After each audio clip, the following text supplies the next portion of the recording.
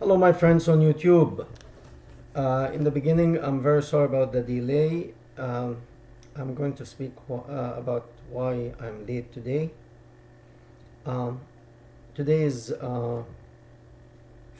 Sunday, February 5th, 2023, and today's video is good news about Islam. Let's see, according to who? I had to do this video uh, just this morning. I was preparing to do another video, and that's why I'm late. I'm sorry about that, but it is very important. I read on the news today that Iran let go of tens of thousands of prisoners, those who were taken, those who were demonstrating against the killing of this young lady Mahsa Amini, that young lady that was murdered by the police, the Iranian police. And yeah, that's in a way good news. Good news for an average person who doesn't want killing, who doesn't want to see bloodshed, who thinks in an average way, the normal person. However, we're not really dealing with average people here. And therefore, what's happening to me and to an average person is good news. However, it could be very, very distressing and very bad news to those who believe in the book that came to us 1400 years ago. And I'm going to put the link in the description box so that you can understand what I'm talking about. There are two verses in Quran. One, it's in chapter 8, verse 61, and the name of that chapter is Al-Anfal. And there are a few translations, but I'm going to give my own translation here, because sometimes the people who are translating, they try to beautify the image of this book. Okay, so the first verse, it says, if they show, okay, it's like, for example, let's start with this.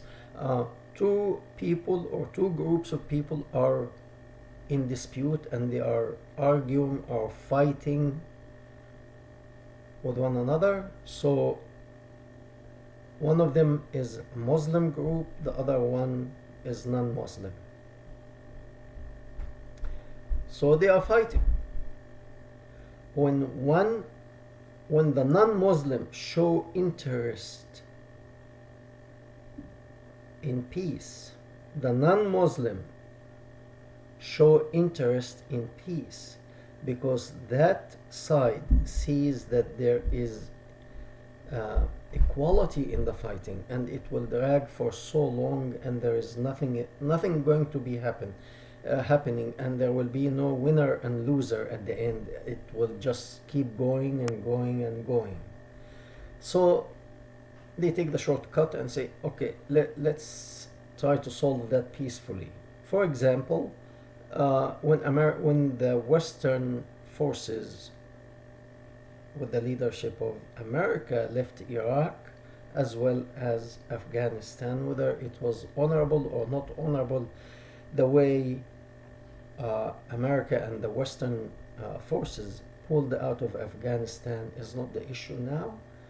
But what they saw is this is a war that it's at the end is costing us a lot, and it's not going anywhere. And these people have their own way of thinking, their own culture, their own tradition, their own violence, and so on and so forth. So leave them alone. They solve their problem with each other, and we are out of there. Bye. So when America showed interest in leaving, so what's so-called Muslim world here, also they know they cannot defeat America or the West, In that case, because they don't have the military power to dominate and to conquer, at this moment, you can actually negotiate peace. I understand. I mean, that's a human thinking. Yeah. If you cannot win, what's the point? Dragging. Let's end it. That is human thinking. That's in the Quran. So at least they have some good human point of view. The problem is with the other. I gave that first, but there's another Quranic verse, another verse in Quran, and this is in chapter 47, which is called, the name of the chapter is Muhammad, the founder of Islam, and verse 35. فَلَا تَهِنُوا. This is like the Allah is telling the fighters, don't call for peace. Do not call for peace. That's the religion of peace, by the way. Don't call for peace when you have the upper hand, when you are dominating the situation, when you are in control. Don't call for peace. Keep killing. Keep killing until you end it all. Get rid of them all. The infidels. Okay? Don't call for peace. Don't stop the fighting at this moment. Continue. And Allah, the same Allah, the Allah of peace, is with you. And He will not forget your reward. He will give you your reward at the end. Maybe instead of 72 virgin, He will give you tips, 2 or 3 extras so you can have more sex. I don't know.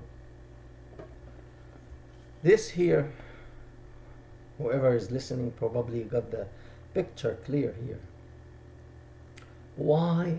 The question here is why the leader of Iran, the Caliphate, the top leader, the man who is in charge of the religious affair and everything, who guides the broken and the weak and the wounded Iranians, suddenly, instead of there's a Quranic verse says, though I'm going to also put it in the description box, those who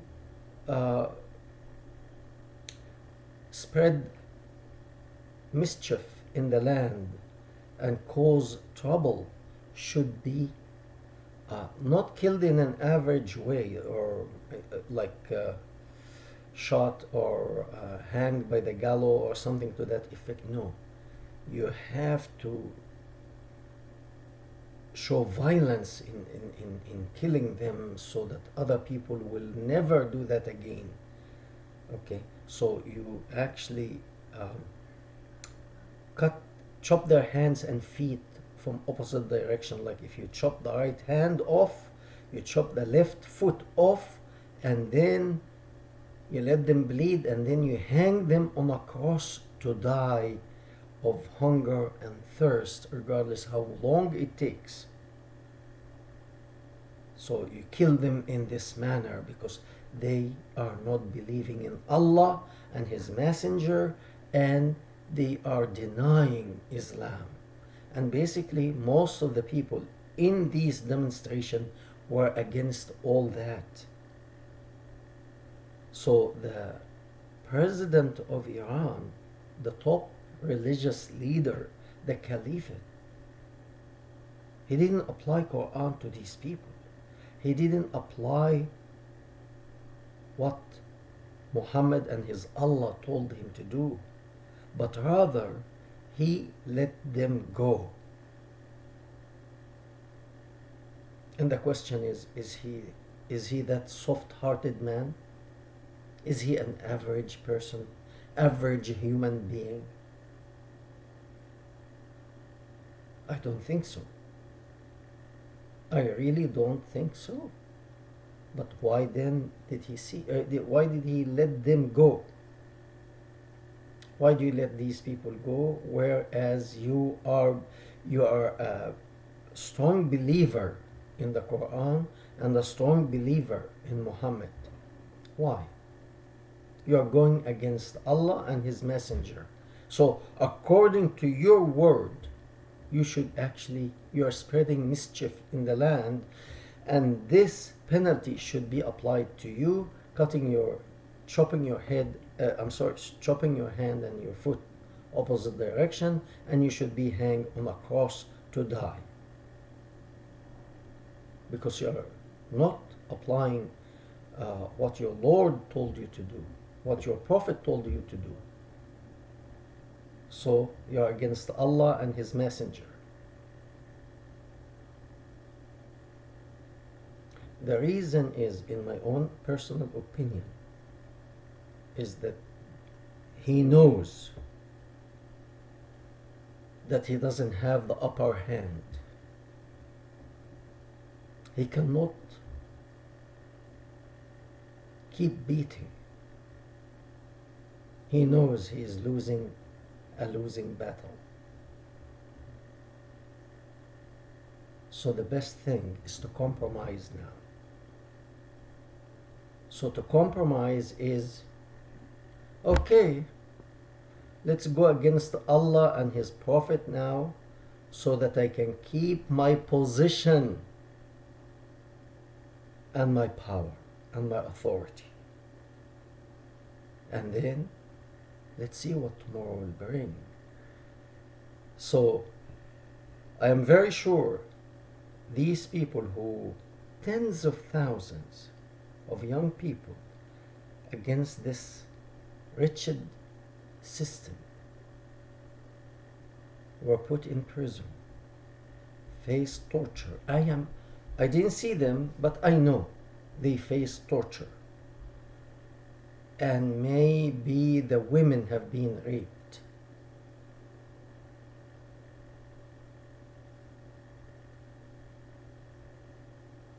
And yet, they let them go for what?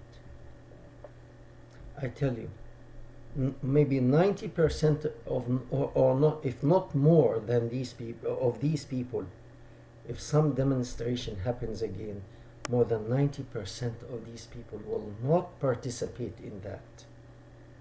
And the reason is, they have learned a very, very hard lesson. The torture that they practice, inflicting pain. I know that. I lived in Egypt. I know the ways of torture they use to make people, to break your will. If these people were guilty, they shouldn't leave prison. I mean, I am for law.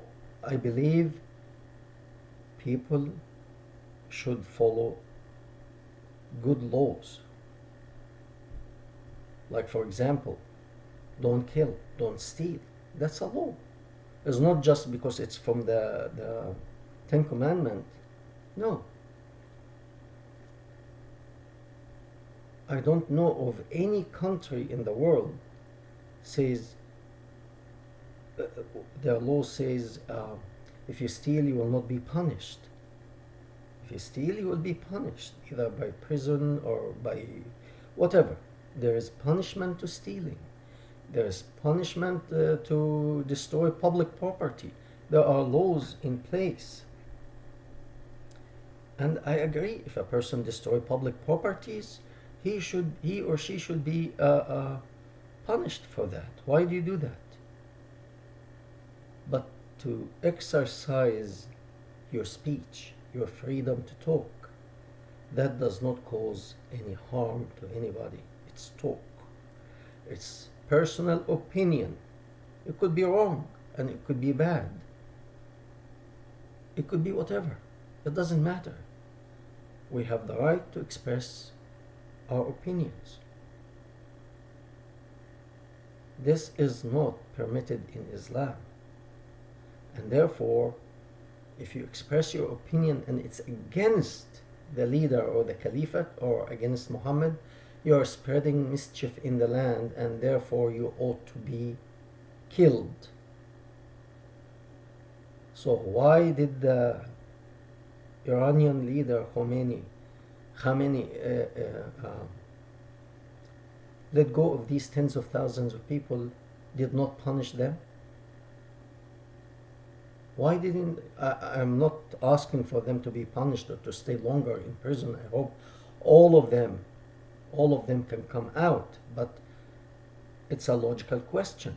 If they committed atrocity, if they broke the law, they should actually be held accountable. That's normal. But you are letting them go. And the reason is you lost your authority and you know your day is coming. We thank you very much. We hope to hear from you, and you can subscribe, and you can share the video, and you can comment too. We hope to hear from you.